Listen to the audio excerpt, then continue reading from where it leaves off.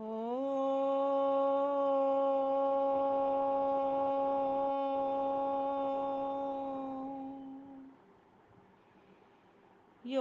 भूतं च भव्यं च सर्वं यश्चाधितिष्ठति स्वर्यस्य च केवलं तस्मै ज्येष्ठाय ब्रह्मणे नमः। तस्मै ज्येष्ठाय ब्रह्मणे नमः। ॐ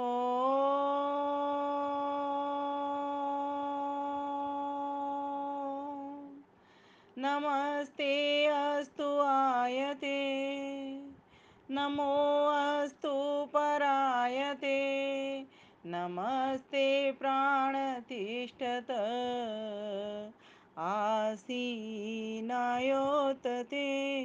नमः। आसीनायोतते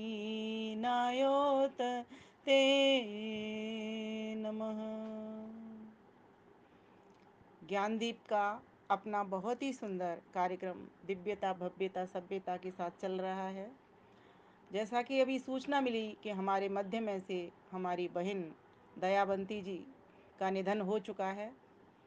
परमात्मा से प्रार्थना करती हूँ श्रद्धांजलि स्वरूप परमात्मा उनको सद्गति दें और उनके जो परिजन हैं और या फिर हमारे भी वो परिजन में ही हो गई।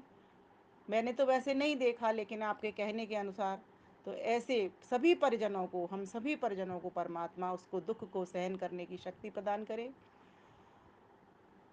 बहुत ही सुंदर कार्यक्रम चल रहा है जैसा कि आपका। और अभी भजन भी बहुत अच्छे एक से बढ़कर के एक आए। भाई संजय जी हों, माता स्वर्णा सेतिया जी हों, या चंद्र डुडेजा जी की ईश्वरी स्तुति प्रार्थना उपासना हो, या फिर और भी माताओं ने प्रेम ढींगरा जी के भजन हों, या फिर और भी बहनों ने जिन्होंने भजन गाए, सबने बहुत ही सुंदर प्रभु भक्ति के वैराग्य परक विवेक परक भजन सुनाए। और आगे भी इसी प्रकार के भजन आप सभी को इस मंच के द्वारा सुनने को मिलेंगे। लेकिन बीच में जिस कमरे में मैं बैठी हुई हूँ इस वक्त का जो टेम्परेचर बता रहा है 44, और एसी इसका काम नहीं कर रहा, इसलिए मुझे लग रहा कि जल्दी से जाऊं बोल करके और अपने दूसरे कमरे में चली जाऊं। जाना मुझे कुछ नहीं है, क्योंकि हम सत्य बोलना है, हमें सत्यवादी महान पुरुष के हम शिष्य हैं और सत्य ही हमें बताना चाहिए और ये सच्चाई भी है। और मैं सभी से कहना भी चाहूँगी, जिस आयु वर्ग की हमारी माताएं बहनें हैं वे भी सभी इस बात का ध्यान रखें। बहुत गर्मी है, बार बार पानी पिएं और वातानुकूलित जगह पर ही बैठें जहाँ पर उनको कंफर्टेबल फील हो। मेरे भी फूफा जी, आपका वीडियो नहीं आ रहा।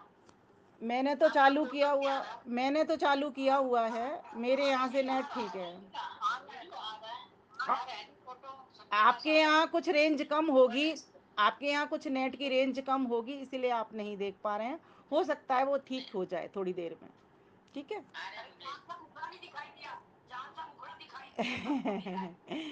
सब ठीक है माता जी, मैं रिकॉर्डिंग कर रही हूँ, फिर रह जाएगी वो। बाद में बात करती हूँ आपसे सबसे।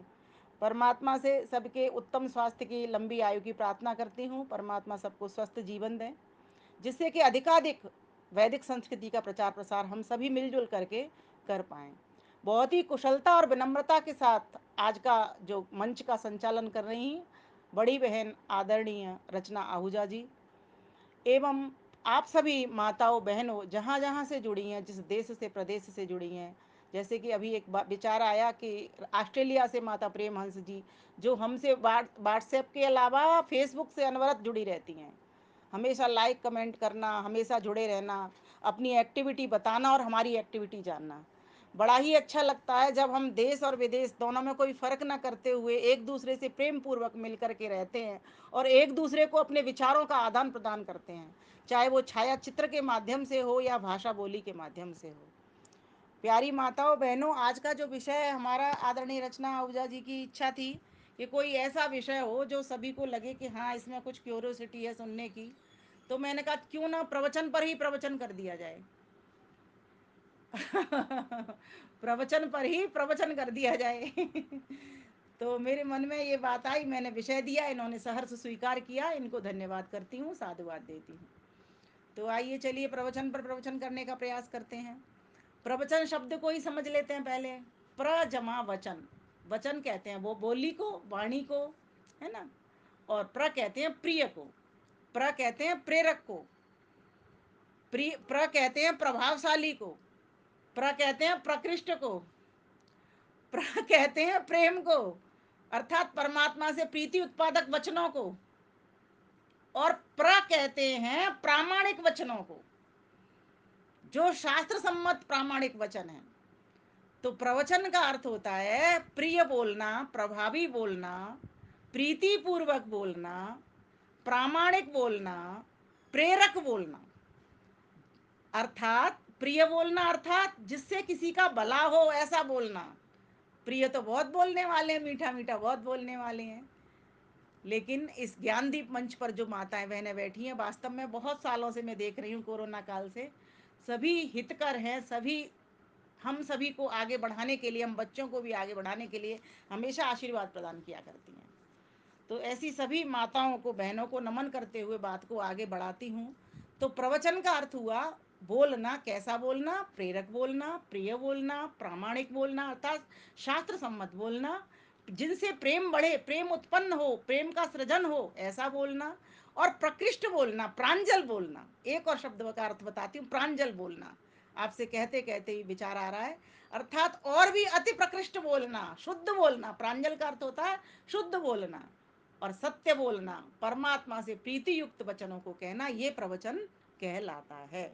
एक बार मैं मंच पर बोल रही थी, किसी ने मुझसे यही प्रश्न कर लिया था कि प्रवचन का मतलब क्या होता है, और ये जो वक्ता प्रवक्ता लिख देते हैं इनका मतलब क्या होता है। तो मैंने कहा पहले प्रवचन का ही बता देती हूँ, क्योंकि मैं प्रवचन करने के लिए आपने बुलाई हूँ, इसलिए मैं बता देती हूँ।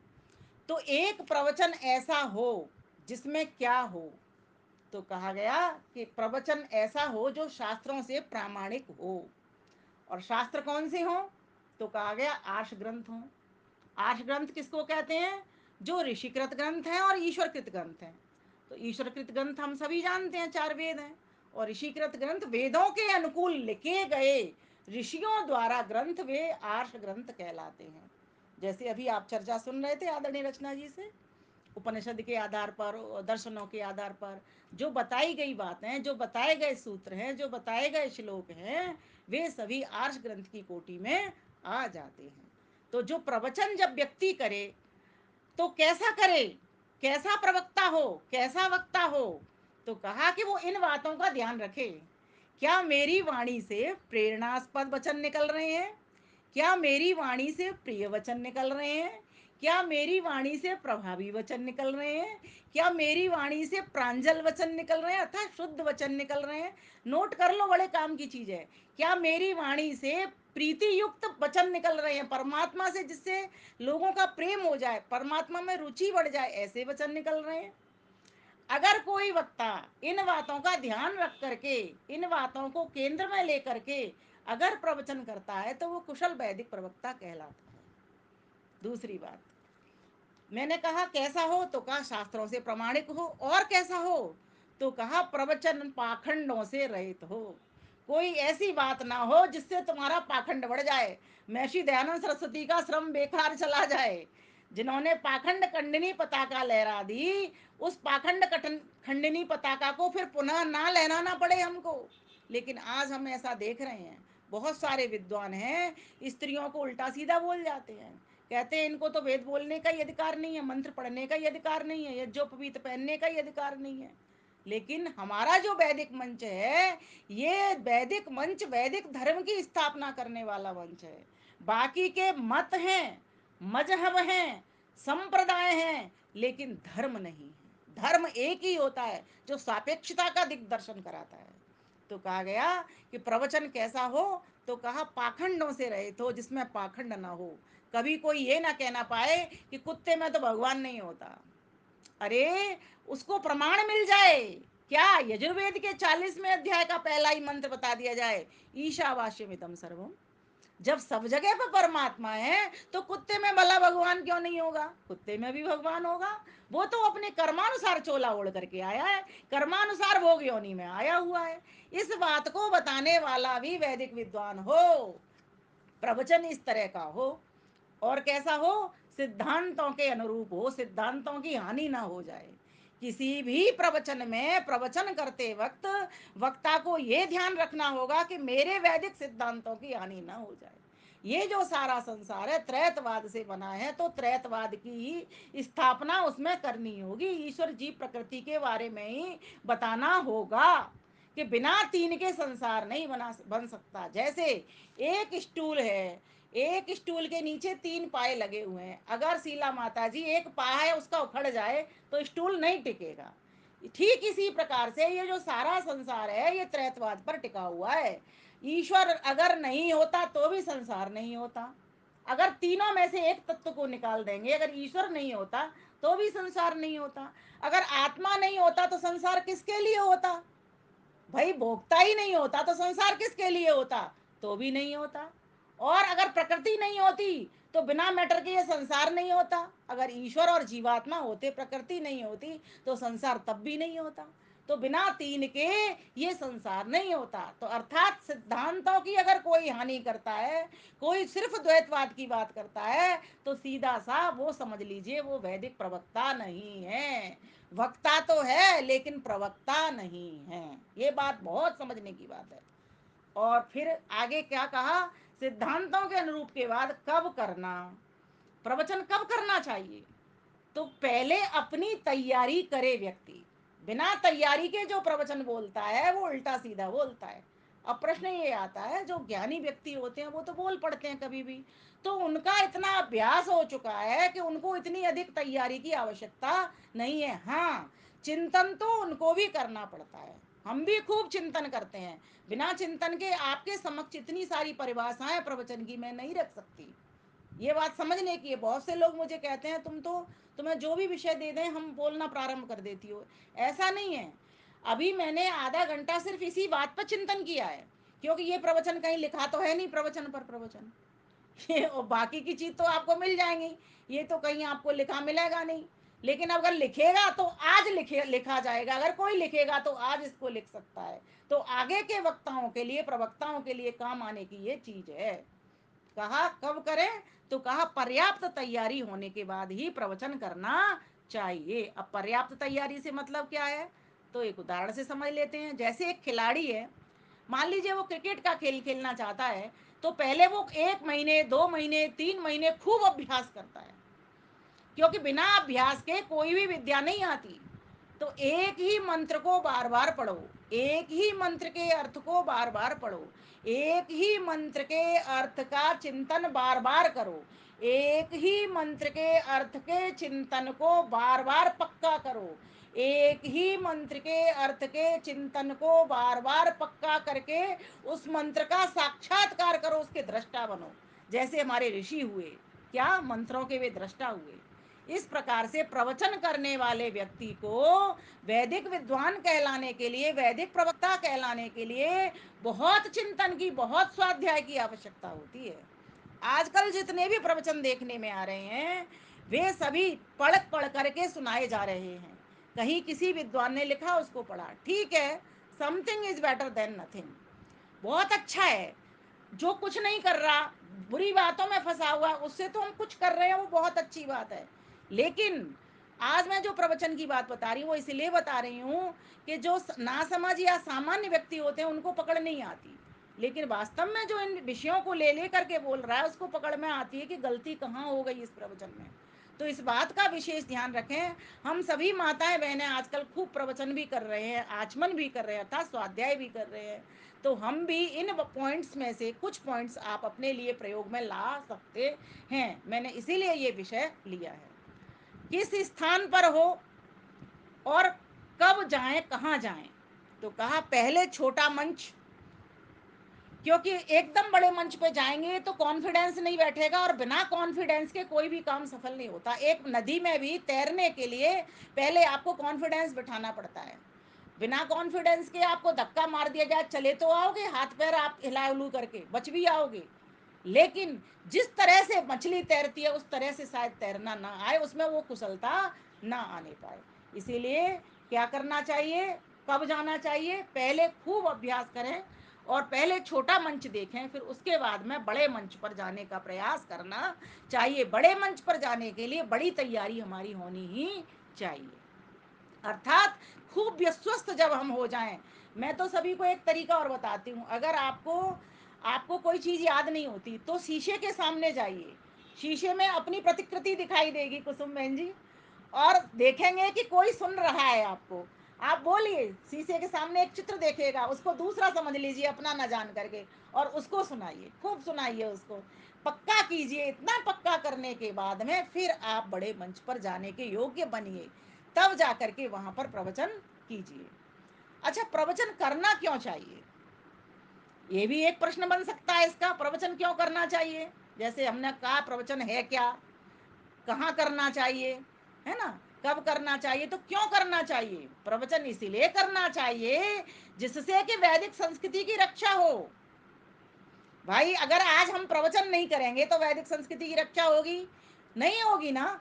अगर मैं प्रवचन नहीं करूंगी या और भी आप भी लोग कोई प्रवचन नहीं करेंगे तो रक्षा होगी? नहीं होगी। ये कोरोना काल आया, जब से ये ऑनलाइन हुए, जब से लोगों को वेदों का बहुत ज्ञान हुआ, यूट्यूब पे भी भरमार लग गई। वहां से भी जो पौराणिक लोग थे, जिन जो अपने आप को सनातनी कहते हैं, वे सभी लोग भी आज वहां से लेकर के, यूट्यूब से लेकर के अपना ज्ञान का वर्धन कर रहे हैं ना।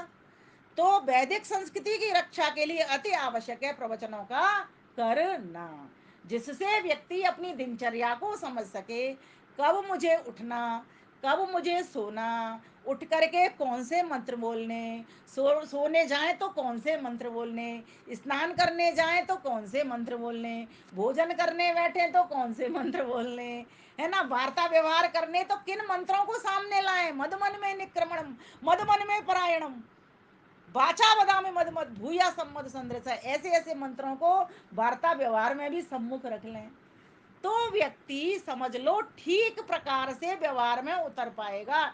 और जब ऐसा जान लेता है, वो ऐसा जान लेता है, तो अपनी वैदिक संस्कृति की रक्षा वो कर पाता है।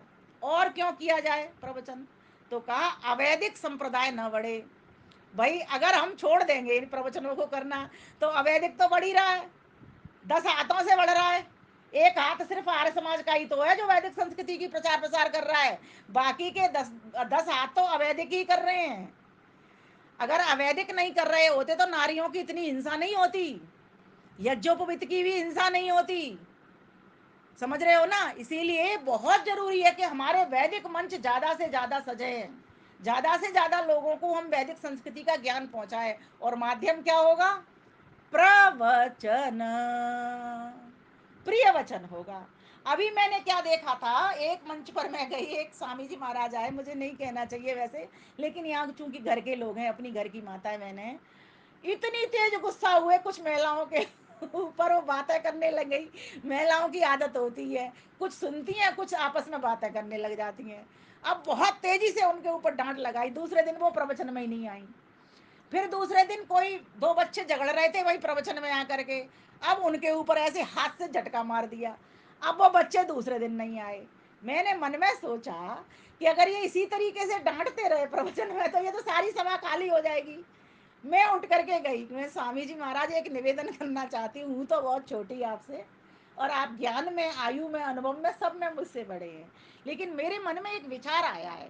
परसों में जब आई थी संख्या बहुत ज़्यादा थी, कल आई तो थोड़ी और कम हो गई, और आज आई हूँ थोड़ी कम। मुझे ये चिंता लग रही है कि कल पता नहीं कोई यहाँ पर आएगा या नहीं आएगा। इसलिए भाइयों बहनों माताओं, बहुत जरूरी है प्रवचन करते वक्त चेहरे की स्माइल गायब ना हो पाए।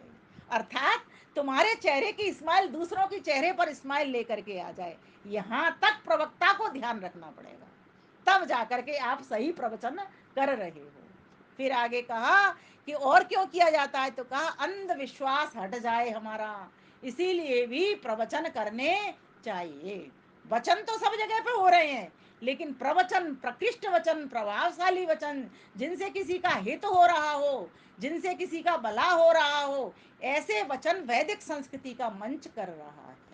ठीक है, कुछ व्यवहार की बात है जो वेद सम्मत उनके पास भी गई हैं, वे लोग भी कर रहे हैं, लेकिन कहीं ना कहीं सिद्धांत की तो हमारी हानि उन वहां से हो ही रही है। इसलिए सिद्धांतों की हानि न हो, अंधविश्वास पाखंड न बढ़ पाए, इसीलिए भी प्रवचन करने चाहिए। उनको बताना चाहिए कि बिल्ली के रास्ता काटने से कुछ नहीं होता। अरे हम भी तो बिल्ली का रास्ता काटते हैं, उसका तो कुछ नहीं होता। और बिल्ली हमारे सामने से निकल गई तो हमारा कैसे नुकसान होगा, है ना। और छींक आना तो शरीर का धर्म है। छींक आएगी, कोई तिनका फंसेगा या कोई और समस्या होगी तो छींक आएगी। अब इससे वो दूसरे रास्ते का क्या लेना देना। कहते हैं जी रुक जाओ, पानी पी लो, तब जा करके ठीक है। वो इसलिए कह दिया जाता है उसको मेंटल सेटिस्फेक्शन मिल जाए इसलिए उसको कह दे भाई रुक जा, तू रुक जा, छींक आ गई है। लेकिन इनसे कुछ नहीं होना। ये पाखंड को बढ़ावा देने वाली बातें हैं, अंधविश्वास को बढ़ावा देने वाली बातें हैं।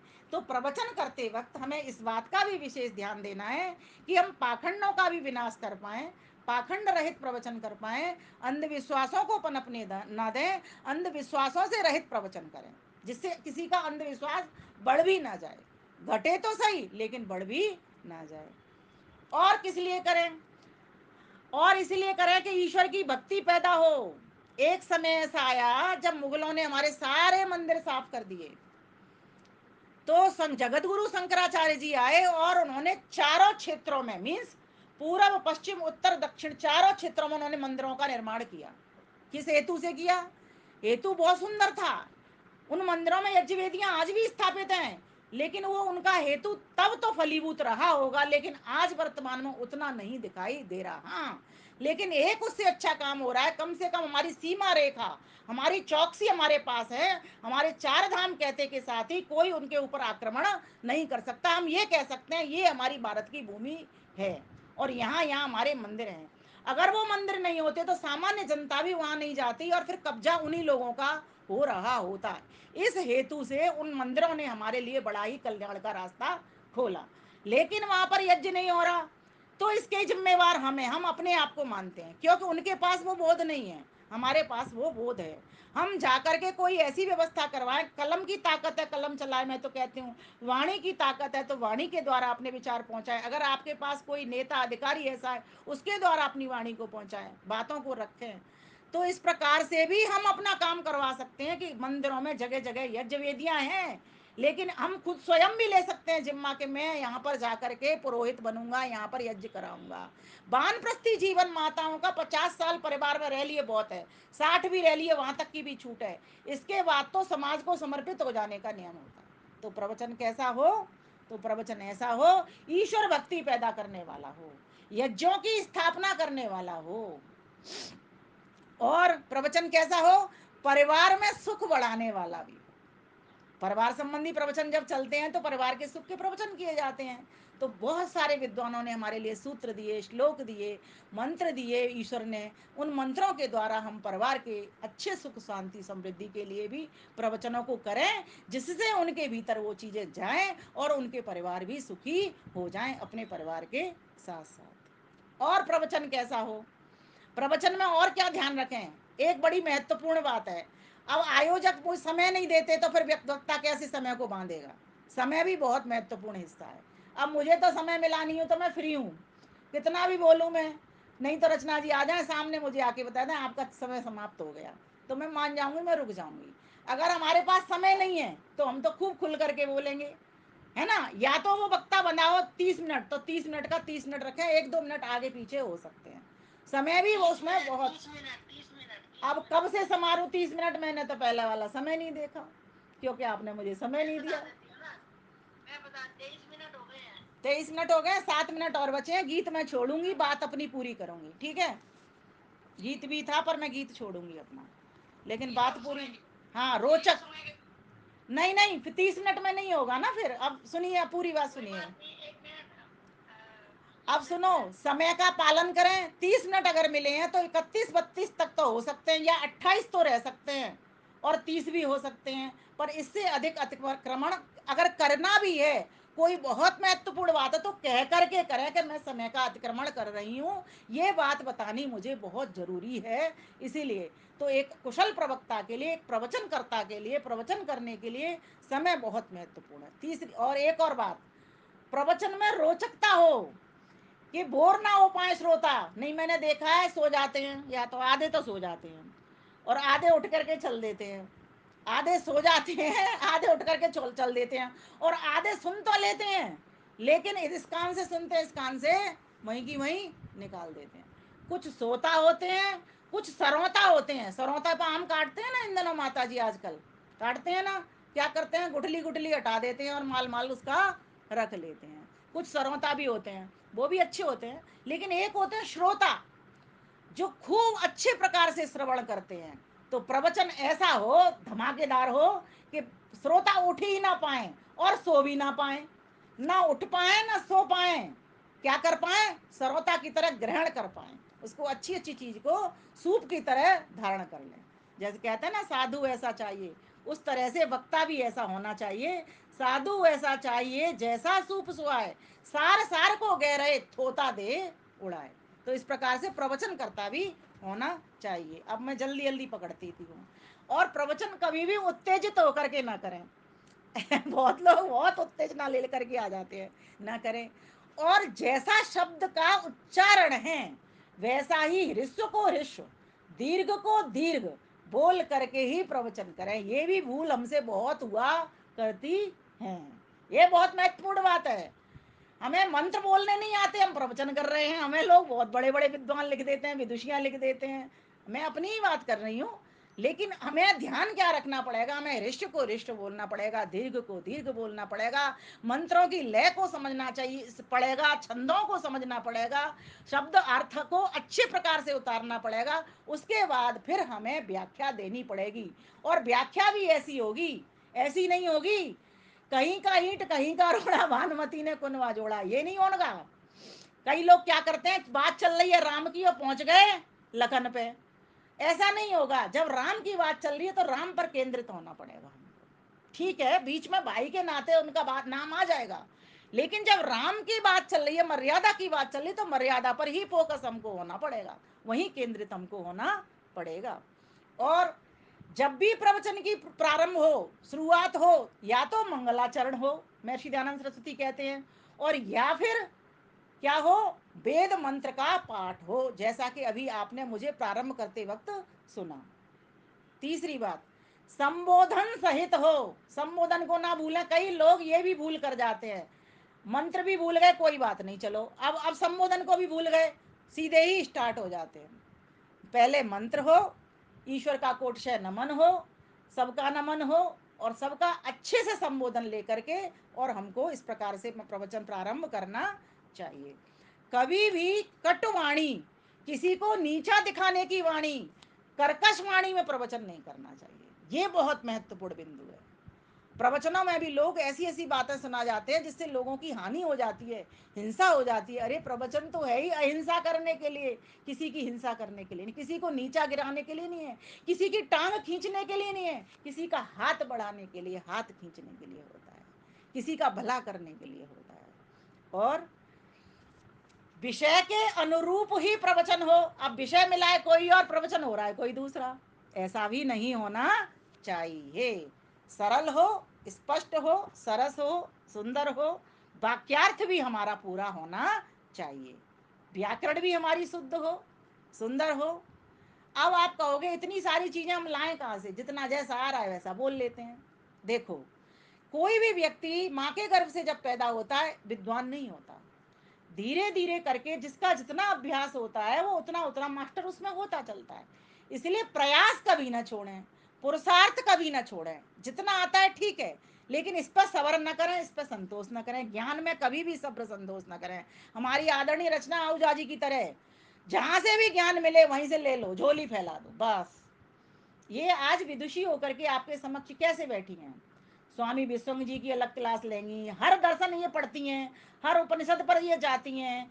इसी प्रकार से हमको भी विद्वानों की कक्षाएं लेनी चाहिए और अपना ज्ञान का वर्धन करना चाहिए।